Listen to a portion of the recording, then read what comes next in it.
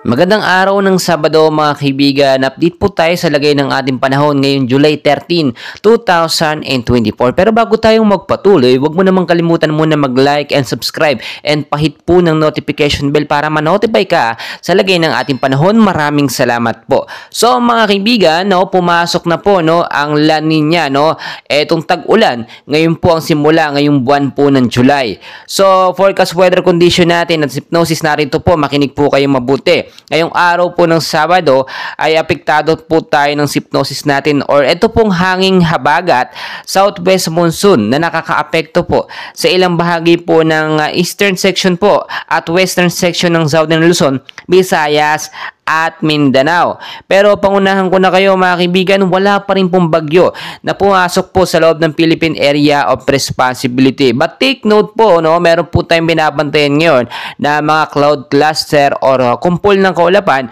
na posible pong maging LPA hanggang sa posibleng maging bagyo. So tinataya po ayon sa Pag-asa bago po matapos ang buwan ng Hulyo, nasa 2 hanggang 3 bagyo ang posibleng pumasok sa ating bansa, pero tignan po natin yung mga updates. So forecast weather condition, narito po yung mga lugar na apektado po nitong hanging habagat at ng ilang mga thunderstorm po sa ating bansa.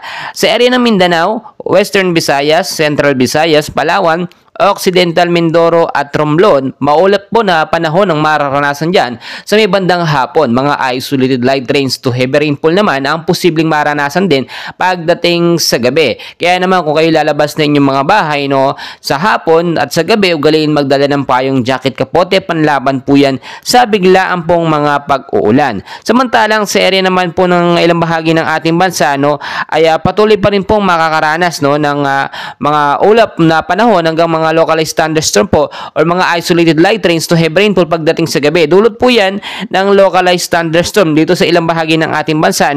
So mag-ingat sa posibleng impact sa pagbabaha at doon din po sa mga landslide prone area, mag-ingat po kayo dyan. Samantalang dito naman po sa Metro Manila at the rest po ng Mimaropa, Batangas, Cavite at Laguna, weather condition po partly cloudy to cloudy skies po with isolated rain showers or thunderstorm po ang mararanasan dyan. Dulot pa rin itong hanging habagat or southwest monsoon. So impact nito, possible flash flood po or landslide po during severe thunderstorm. Pagdating po ng gabi, madalas yan mga kaibigan. So kung titignan po ninyo, talagang ngayong umaga pa lang ng Sabado ay nakakaranas ng ilang bahagi ng ating bansa ng maulap na panahon. Asahan po yan hanggang sa hapon yan. At mga pag-uulan naman, mahina hanggang sa posibleng lumakas pagdating po sa gabi. Mga kaibigan, kahit wala pa namang nabamata ang bagyo sa loob ng par, ay maging handa po tayo. Binabalaan po tayo ng Pag-asa. Pumasok na po ang tag-ulan. So expect po natin, ngayong pasukan ay talagang maulan po ang ating panahon. So mga kaibigan, dyan lamang po kayo and please huwag mong kalimutan mag-like and subscribe for more weather updates.